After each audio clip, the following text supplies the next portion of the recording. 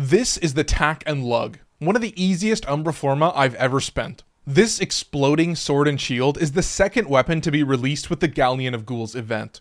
It's easier than the Tomcat, but is it better? Whenever you use your heavy attack, it launches the shield out like a short-range glaive, dealing all blast damage. This effect is similar to Argo and Vel. It deals more damage, but it's a bit more finicky, essentially keeping it as a part of your melee combo. But you can absolutely count on that blast damage for your extra damaging status effect with, of course, melee influence. And because that damage is coming from your heavy attack, even though it's triggered much less frequently, the amount of damage you get on the blast is all you need to make influence map wipe. The whole mention of the Umbra Forma isn't actually required for all builds, but it also gives me a chance to discuss my quick swap playstyle versus a locked in max combo build. I use these weapons as quick swaps because they're most necessary for those brief moments when you're surrounded by basically every enemy on the map, because I don't want to spend my whole mission as an influencer. But that requires me to have both sacrificial mods to have high enough base crit, which is buffed a little by the gladiator set bonus giving 10% extra crit chance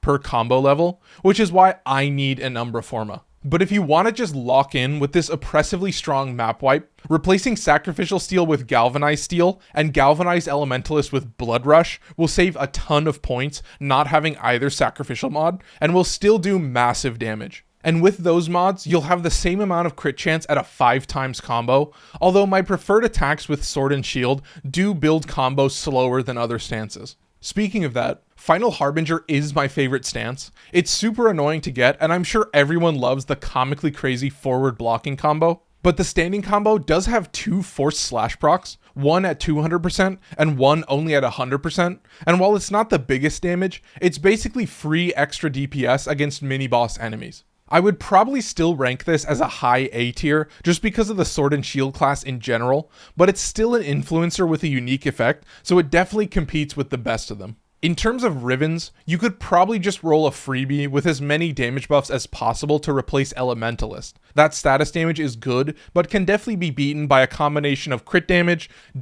or core stats like that. And that's the Tak and Lug. Thanks for watching. I'll keep the build up for a bit at the end. I stream on all platforms, and I have a Discord if you have any questions. Also, all my streams and videos are available as playlists on my YouTube channel.